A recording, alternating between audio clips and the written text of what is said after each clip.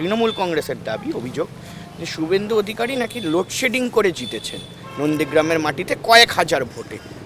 সত্য? শুনুন, এই পর্বে এই লোডশেডিং পর্বটা যেদিন থেকে চর্চা হচ্ছে, নির্বাচন যেদিন শেষ হয় সেদিন থেকে এই পর্ব পর্যন্ত, গণনা পর্যন্ত এইটা আমি ছিলাম অ্যাবসেন্ট। আচ্ছা সশরীরে আমি অ্যাবসেন্টই ছিলাম আইনি কিছু জটিলতার জন্য। আচ্ছা, অতএব ওই পর্বটা আমার কাছে ধোঁয়াশা।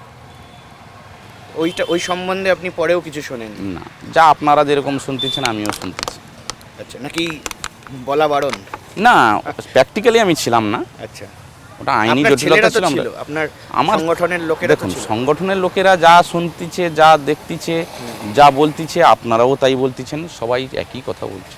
কিছু সমস্যা ছিল হয়তো। এই মুহূর্তে দাঁড়িয়ে দেখুন, আইনি ব্যাপার, বিতর্কিত বিষয়, অতএব ও বিষয়ে তো সঠিক আমি কোনো বলতে পারবো না। হ্যাঁ, আশেপাশে বাড়ির লোকেরা কি বলছে?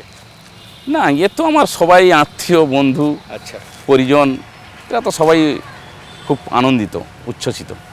মানে কি বললেন যখন তৃণমূলে আপনি গেলেন? বলছে বাড়ির ছেলে। কোন সময় কটূক্তি শুনতে হয়েছে কারোর থেকে? এই না, কেন দল বদলু বা না এরকম না না ধরনের? না, এলাকায় আমার কোনো সমস্যা নেই। বাইরে থেকে কয়েকজন ছেলে নিয়ে এসে দেখে নোংরামি করছিল। আমি পাল্টা নোংরামি ওর 10 গুণ করতে পারি, কিন্তু আমি সেই সভ্যতা সংস্কৃতি আমি শিখিনি। মানে এখানে কি আপনাকে দাদা বলেছেন? আর মানে এখানে রাজনৈতিক ভাবে মানে দাদা এলাকার এরকম একটা ব্যাপার রয়েছে? না না, আমি ভালোবাসার মানুষ, সে জায়গায় কোনো আমার দাদাগিরি আজ পর্যন্ত আপনাকে করি না। নিয়ে আতঙ্ক, ভয়? না না, দাদা সেরকম আসলে এটা হবে, দাদা যেটা হয় আর কি। এটুকু মানুষ ভরসা রাখে যে বাড়ির ছেলে দাঁড়িয়েছে, এ জায়গায় পূর্ণ সমর্থন সব মানুষের আছে, সবাই খুব খুশি। মানে সবাই আশীর্বাদ করবেন বলছেন? একেবারে রেজাল্টেই দেখতে পাবেন, রেজাল্টে দেখা যাবে। একেবারে বারবার বলতেছি, 20,000 নয়, একেবারে 30,000-এর ঊর্ধ্বে আমরা জয়লাভ করব। এবার বারবার বলতেছি, অঙ্ক কষে করতেছি আর বলতেছি। আজকে সকালবেলা আমরা গিয়েছিলাম, শুভেন্দু অধিকারীর নমিনেশন সাবমিশন করলেন নন্দীগ্রামের প্রার্থী হিসাবে, এবং সেখানে আমাদের সঙ্গে অনেক মানুষের কথা হলো, বিজেপির কর্মী সমর্থকদের কথা হলো। তিনি তো বলছেন, তারা বলছেন যে পবিত্র কর দলের সঙ্গে গদ্দারি করলো। গাদ্দারি নয়, নীতি আদর্শ যা আইডিওলজি আছে তা ওনারা কতটা মানে আগে নিজেকে দেখতে বলবেন, নিজেকে ভাবতে বলবেন। দলীয় যা আদর্শ আছে সেই আদর্শ মান্যতা দিয়ে কতটা চলছে সেটাই ওনাদেরকে ভাবতে বলবেন, বলতে বলবেন। আবার এক পক্ষ, পবিত্রবাবু, এক পক্ষ বলছে যে শুভেন্দু অধিকারী নাকি আপনাকে প্ল্যান্ট করেছে, এটা একটা ওয়াক ওভার সিট। কি বলবেন? 4 তারিখেই বুঝতে পারবেন, বুঝতে পারছেন?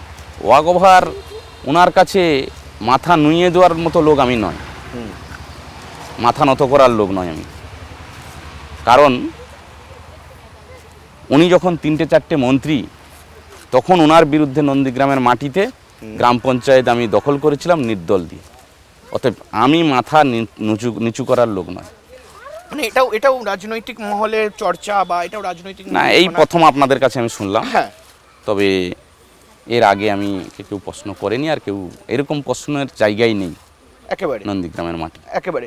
এবং তার পাশাপাশি রাজনৈতিক মহলে কিন্তু এটাও চর্চা আপনাকে নিয়ে, যে আপনি নাকি কাণ্ডারি, বিজেপি ক্ষমতায় এলো বা শুভেন্দু অধিকারী জয় পাওয়া, আপনি নাকি কোথাও সংগঠন তৈরি করেছেন, এবং কোথাও গিয়ে আপনি আড়ালে থেকে আপনি সংগঠন করতেন, সামনে আসতেন না। নন্দীগ্রামের প্রতিটি মানুষই জানে, যারা রাজনৈতিক সচেতন মানুষ প্রত্যেকেই জানে যে আমার তিলে তিলে তৈরি করা সংগঠনের উপরে ভিত্তি করেই 21 সালে জয়লাভ করেছেন। যেরকম কিভাবে, মানে একটু যদি আমাদের ভিউয়ার্সদের, কারণ দেখুন আপনাকে নিয়ে, নন্দীগ্রামকে নিয়ে কিন্তু মানুষের প্রচণ্ড আগ্রহ রয়েছে, এবং আপনার যে গল্প, আপনি ইতিহাসের যে রাজনীতি আপনি করেছেন সেটা জানতে চায় মানুষ, একটু যদি বলেন। ওই বললাম প্রথমে আমি নির্দলের রাজনীতি করি, অর্থাৎ সমস্ত মানুষকে নিয়েই সেটা সংঘবদ্ধ করে 2013 সালে। 2013 সাল, তখন তৃণমূল কংগ্রেস ক্ষমতায় চলে এসছে এবং স্বমহিমায় শুভেন্দুবাবু, 2-3টে মন্ত্রী, হলদিয়া আর এই যে চেয়ারম্যান, যাই হোক একাধিক বিষয় ছিল। সে সময় আমরা চোখে চোখ রেখে নন্দীগ্রাম বিধানসভার মধ্যে 42 গ্রাম পঞ্চায়েত নির্দলে দখল করি। তা অতএব আমার সঙ্গে আমি আমার স্বাধীন সত্তা নিয়ে রাজনীতি করি, কারুর উপরে ব্যক্তিগত কারুর উপরে নির্ভর করে রাজনীতি করতে চাই না। হুম। এটাই হচ্ছে আমার সঙ্গে ডিফারেন্স। মানে কোথাও গিয়ে কি আশেপাশের লোক বা এলাকার লোকেরা মানে আপনাকে কিভাবে চেনে, যে ঠান্ডা মাথার একজন মানুষ নাকি? না, আমার মধ্যে দুটোই আছে। আচ্ছা, আপনার সঙ্গে এতক্ষণ কথা বলে বিভিন্ন প্রশ্ন করলাম, ট্যাকেল করলাম, ফায়ারি কোয়েশ্চেন করলাম, তো তারপরেও দেখলাম আপনি খুব শান্তভাবে উত্তর দিচ্ছেন। ঠিকই আছে, যখন যেটা প্রয়োজন হয় সেটাই করি। মানে এই যদি শুভেন্দু অধিকারী আজকে আপনার বাড়িতে ভোট চাইতে আসে বা প্রচারে আসে, কি বলবেন, কি কথা হবে? না না, ব্যক্তিগত শুনুন, একটাই কথা, ব্যক্তিগত আমি বললাম স্বাধীন সত্তা নিয়ে রাজনীতি আমি করতে চাই। আমি কোনো পরাধীনভাবে রাজনীতি করতে চাই না, এটাই আমার মেন এজেন্ডা, অন্য কোনো বিষয় নয়। সে জায়গা থেকে আমি মানব সেবা করতে চাই, মানুষের কল্যাণে কিছু কাজ করতে চাই, রাষ্ট্রহিতের কাজ করতে চাই, মানব হিতের কাজ করতে চাই, এটাই আমার ছোটোবেলা থেকে অভ্যেস। সেই হিসাবে বিভিন্ন এনজিও টাইপের সংস্থা করেও বিভিন্ন মানুষের কাজ করেছি। সে জায়গায় রাজনীতিতেও একই ইচ্ছা, সেই ইচ্ছার যখন কোথাও পূরণ না হয় তখন দল পরিবর্তনের প্রশ্ন আসে। আর সামনাসামনি দেখা হলে যদি কোথাও ওই বললেন যে বাড়িতে আসতেই পারে কেউ, এখানে ব্যক্তিগত শত্রুতার কোনো জায়গা নেই, ব্যক্তিগত রিলেশনের কোনো অবনতি ঘটেনি এমন কোনো, যদি উনি ঘটায় তাহলে আমি ঘটাবো, আমি এইরকমই মানুষ। মানে উনি করলে আপনি পাল্টা দেবেন? হ্যাঁ, 100%। একেবারে সেই আপনার বলা যায় কি পরিকাঠামো তৈরি। সেটা ব্যাপারে কোনো সবাই জানে, নন্দীগ্রামের সবাই জানে, নন্দীগ্রামের সবাই জানে। তো সেক্ষেত্রে দাঁড়িয়ে পবিত্রবাবু, এই মুহূর্তে আমি জানি আপনি খুব ব্যস্ত, প্রচার চলছে, প্রচারে সময় দিতে হবে, কিন্তু আমরা সেই কলকাতা থেকে এসেছি আপনার সঙ্গে কথাবার্তা বলার জন্য। তো সেক্ষেত্রে এই মুহূর্তে দাঁড়িয়ে পবিত্র কর তিনি আমাদের সঙ্গে ইন্টারভিউ দিচ্ছেন।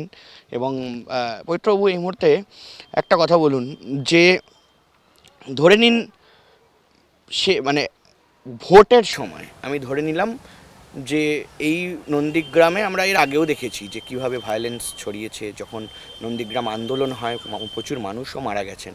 তো ভোটের সময় কি মনে হচ্ছে যে ভায়োলেন্স হবে?